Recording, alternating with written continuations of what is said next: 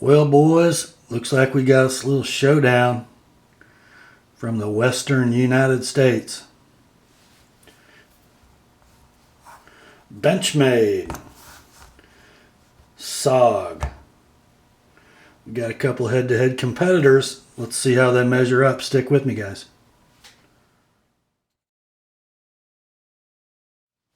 Hi, gang. Rob here. It's the evening of 22 December 2014. Only 3 days till Christmas. Really, just a little over 2. And I'm kind of excited to bring you this video tonight because this is a chance for me either to be vindicated by my strong opinions or well, I'm going to either have to put up or shut up. So either I'm going to be vindicated or I'm going to have to shut up. What I have before you in front of the TheApostleP camera this evening are 2 folding tactical knives, lightweight variety. First on the left, we have what I termed one of the 5 most significant knives of the last half century. Kind of the pinnacle, the gold standard of the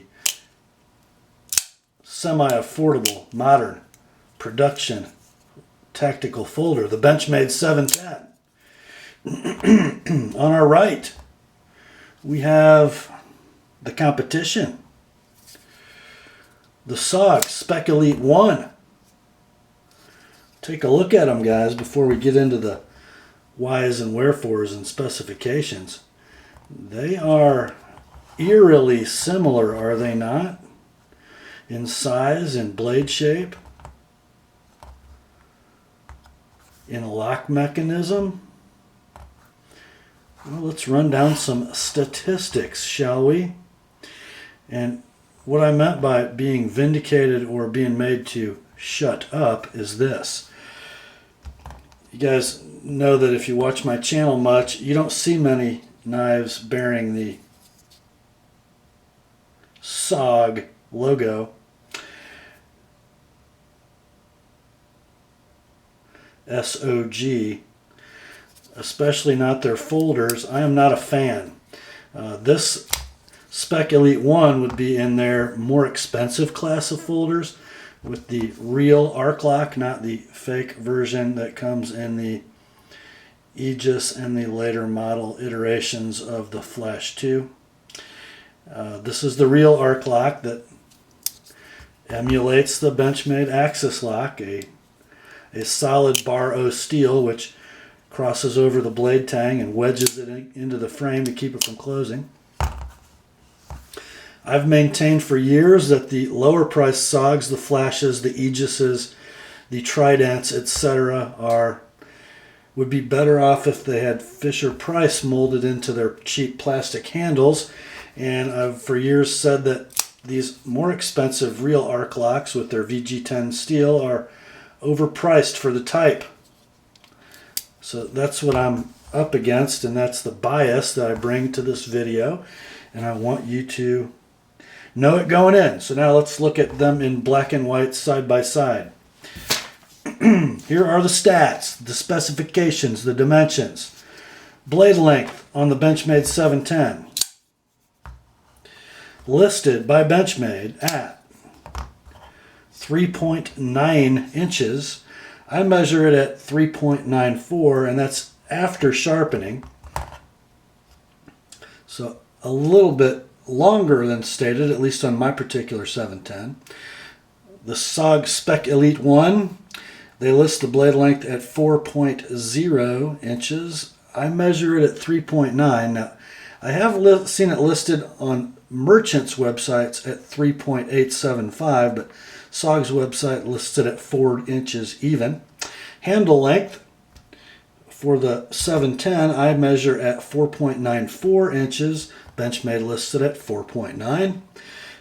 Handle length on the Spec Elite 1, listed and measured at 4.75 inches. So a little shorter handle on the Spec Elite 1 than the already short for blade length Benchmade 710. Overall length, Benchmade lists the 710 at 8.8 inches. I measure it at 8.9. The SOG Spec Elite, 8.75 inches in overall length. Blade thickness, 0.115 inches for the Benchmade on the left, 0.14 inches for the SOG Spec Elite 1 on the right. Handle thickness, 0.48 for the Benchmade, 0.6, a little thicker on the SOG Spec Elite 1. Weight, Benchmade lists the 710 at 4.5 ounces. I weigh it at 4.6. The SOG Spec Elite 1 listed and measured at 4.3 ounces. Are you guys catching this? These knives are very close dimensionally. Blade material on the Benchmade is D2 tool steel, very high carbon, semi-stainless. And Benchmade runs theirs at 60 to 62 Rockwell in hardness.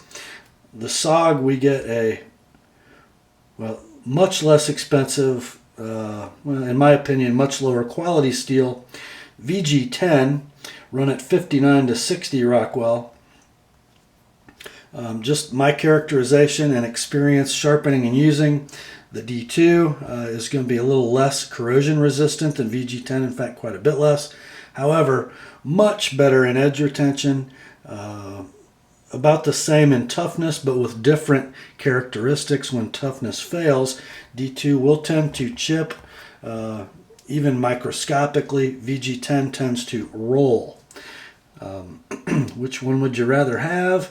For my money, I would rather get rid of the deformed steel than roll it over and have it stay there, only to dull more quickly next time around. Handle material, another big difference. G10 over relatively thick stainless steel liners on the Benchmade 710. Nicely skeletonized, if you can see inside there. On the SOG Spec Elite 1, we have some variation of fiberglass reinforced nylon with nested steel liners, not skeletonized, and these liners much thinner than the ones on the 710. Washers, the suspension system for the knife. Very large diameter phosphor bronze washers on the 710. On the Spec Elite 1, Teflon washers, a little more than half the diameter of those in the 710. Clip, both are left hand, right hand, tip up. Solid Emerson style clip on the Benchmade. I have sat and finished it. It came black painted. On the SOG, we have not a deep carry clip. In fact, probably going to have a little more sticking out of your pocket with the SOG than you do with the Benchmade. It is also tip up reversible. Okay, so let's kind of recap at this point. Dimensionally, the knives are about the same. Weight, size, width, everything about the same. Even the same basic blade shape, wouldn't you agree? I would call them both, I would call them both modified drop points. SOG lists theirs as a clip point. Not sure that it is. They're almost identical in shape. The grinds, the 710 is flat ground from about, let's say 70% of the blade breadth down, coming to a fairly thin profile behind the edge. Remember, the SOG blade is 25 thousandths thicker. It is less broad, and it is saber ground in hollow fashion. A little more than 50% of its breadth. What does that mean? Well, it means I have less run of grind, having to cover more steel thickness on the SOG. I would call it a rather abrupt hollow grind, and it is, if anything, it's thicker behind the edge than the 710. So for a side-to-side strength measurement, you might get a little more prying capability out of the SOG because of its larger flats. at the at the spine side of the knife. Cutting performance, you're definitely going to get better performance out of the blade shape in the Benchmade. Both of them, the D2 and the VG10, take wicked keen edges. Of course, the D2 is going to hang on to it a lot longer than the VG10. The corrosion resistance factor, where the VG10 leads in chemical composition for rust resistance, it gives some of that up with its bead blast finish, which, as most of you know, that exposes a lot of pores, a lot of sharp edges, micro sharp edges on the surface of the steel, making it spot rather easily. Benchmade's satin finish with a light stonewash over top, it gives it a little glossier finish. This knife, 5 years old in my collection, not meticulously maintained, never had a spot. So D2 in this configuration might rise fairly closely to VG10 in this configuration when it comes to corrosion protection. Okay. So advantage Benchmade in blade grind cutting performance, edge retention, maybe a slight advantage in corrosion protection to the SOG. Now let's talk about handles. Let's talk about strength and rigidity. You guys seeing that handle flex? Not very rigid on the SOG Spec Elite 1. For a knife that weighs almost the same weight as the Benchmade, and I run the same compression on it, you'll not see it move. Much more rigid handle. The combination of a much thicker stainless steel liner and the G10 scale material, which is more rigid than the Zytel on the SOG, makes the Benchmade a stronger handle.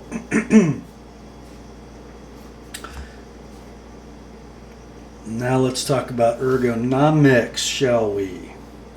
Well, let's start with the lock mechanisms. Which one is easier to use? They ought to be about the same, shouldn't they?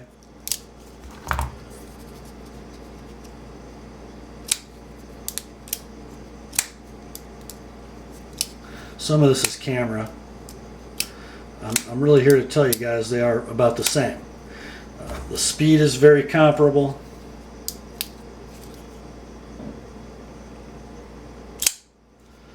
And ease of retraction is the same on both. We'll call that a draw. Lockup strength. Well, pretty hard to measure, and I'm not going to do a destruct test to find out, but you can see the size of the lock bar inside the Benchmade. Kind of hard to see on the SOG because it's housed in a little different mechanism, whereas the Benchmade lock slides fore and aft, the SOG is on a hinge. This screw, the front screw is the stop pin, the back screw is the hinge mechanism. It's like a, there you can see it moving. Can't really see how large that pin diameter is. I suspect it's a little smaller than the Benchmade. Both locks use a wire spring. The Omega spring in the Benchmade, don't know if SOG has a name for theirs. So failure would be determined by the thickness of the lock bar, I can't tell you on the SOG, and the thickness of the liners. They're much thicker on the Benchmade. Neither one of these locks is going to fail probably before the pivot breaks. We've seen that in Benchmade tests. Now, let's talk about blade play. Up and down on my particular 710, and as in my experience with most broken in Benchmade Axis locks that don't have coated blades, they're rock solid. There is zero up and down, zero side to side, and I have a pretty free swinging blade. On the SOG, I've got these Teflon washers, much smaller, but I got no side to side play after adjustment, and again, an almost free swinging blade. Now I do have a slight bit of up and down in the SOG. You can't hear it, but I can feel it. And if you take a look at where that where the lock bar rests on the SOG, is in a scallop in the blade tang. Let's see if I can point to it better than I can. Right here.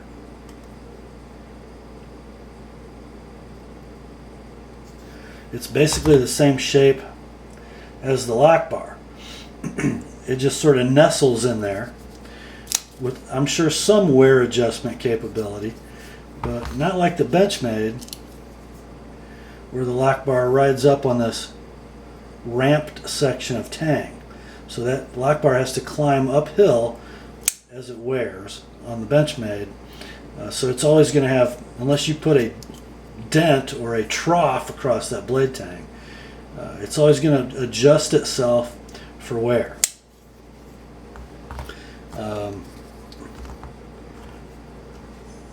Just a side note, before a Benchmade axis lock is broken in, sometimes they're going to feel a little stiff or sticky where the flange around that lock bar slides along that liner material. After they break in and burnish, they're silky smooth like this one. I think the S.O.G hinge mechanism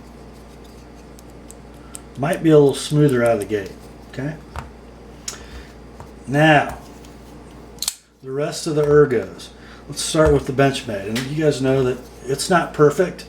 My particular 710, I have exposed the jimping because from the factory it's almost unusable. It's about at the same level as the G10 and the liners, or I'm sorry, the G10, so you can't really get much grip on it. Mine has the jimping exposed. Now, because of the large flare at the front of the handle, jimping not such a big deal, and also because of the short handle, the butt of the knife is really buried in your hand, so if you go with a thrust cut, the knife's not really going anywhere. Is it comfortable in the saber grip? Oh yeah, it's super comfortable. How about in the hammer grip? Equally so. Draw cut grip? Yeah, super comfortable. Really filling the hand well. And in the reverse grip, it was made for that. Okay. No hot spots on the 710 handle whatsoever. Pretty good ergos. The only knock you give this knife is for the lack of real functional jimping. People will knock it for its sort of medium traction G10 that gets slick over the ears. I don't. The handle shape really takes care of you in spite of that. Now move into the S.O.G. And if you guys saw my review on the the CRKT M16 series, which has sort of a similar shaped handle and has a large cutout for thumb studs, which is in an area that corresponds to the location of your index finger when gripping the knife. Can you see that? Let me just grip that tight and show you my finger. Okay. It looked like it was very comfortable. See that? Yeah. Let's do that again. Yeah, it's about as comfortable as it looks. It's horrible. Horrible. Can't believe you would do that to the handle of a knife. It's like the shape of a seatbelt cutter, and your index finger gets wedged into it right on these 2 points. It's absolutely horrible for a tactical knife. Horrible. The jimping, oh, I shouldn't have done that. Jimping we have in 2 places on the spine, molded into the Zytel. Not terrible, about like Griptilian jimping. And then we've got, look at this profile. We've got this peak, whoosh, then we've got a drop off, and then we have more jimping that I'm not sure how you ever get to unless you grab the knife like that. I've never grabbed a knife like that, but I guess you could. It's just kind of in no man's land. If you come forward, the thumb can lay in this little swale on the spine. That's not bad. That gets my finger in front of that death choil. Not bad. How about the hammer grip? Got the same issue, just in a different part of my index finger. The draw cut grip, I can feel it, but remember my pressure is going to be going away, so that cut out isn't going to be so bad. And here we go in the reverse grip. Guess what? Now my pinky gets cut by the death choil. Okay, ergos. And guys, the 710 is not the most ergonomic tactical folder in the world, but versus the SOG Spec Elite 1, clear winner. So, let's see. It looks to me like, other than possibly corrosion protection, maybe side-to-side blade strength, other than those two things, and maybe on both of them, the 710 is a clearly superior knife to the SOG Spec Elite 1. Price. I don't know if this makes my case or not. The Spec Elite 1, oh, you know what I didn't talk about? Thumb studs. Standard Benchmade 2-piece stud, steel. Goes together with a pair of T6 drivers. On the SOG, we have a double-sided stud, left and right. One Phillips head screw holds both aluminum thumb studs together. Okay. Win Benchmade again. Okay, price. The Spec Elite 1. I found these on online retailers and eBay running between $100 and $110. The Benchmade 710 between $120 and $140. So, let's say $25 more for the 710 versus the Spec Elite 1. Now, so yeah, it's a better knife and it costs a little more. Is it $25 better than the Spec Elite 1? For me it is. In fact, it's well more than $25 better. In fact, if I were going to compare the Spec Elite 1 to a comparable Benchmade, it'd be a Griptilian that you can buy for about $80. Still a little better steel than the VG10. American made versus Japanese made. Both have FRN handles. Really, the large Griptilian would be a more direct competitor to the Spec Elite 1, although it gives up a little blade length. But from construction, strength, those kinds of things, corrosion protection, they're more direct competitors. And the SOG costs more than the Benchmade. I think that makes my case that SOG's knives that are actually well-built knives are overpriced and have substandard steel. Comparing to a rather aging gold standard in the 710. So, this knife, by the way, is a guest blade, and its owner is Chris, Sequel707, and he's a Benchmade guy, but he has this SOG, and he thought I would like to see it up close and personal to see if it changed my mind. It really hasn't. Is it a good knife? Yeah. Is it a $110 knife? I think not. It'd be a heck of an $80 knife. Although it does have kind of a not very good cutting grind, but still, it'd be an okay $80 knife. So there you go, guys. Have at it in the comments. Feel free to point out my bias and prejudice, but I think this has been pretty objective as comparisons go. Just not a fan, and I think for good reason. Grace to you and peace, my friends, from God our Father and the Lord Jesus Christ. And remember, the word is sharp. Have a Merry Christmas.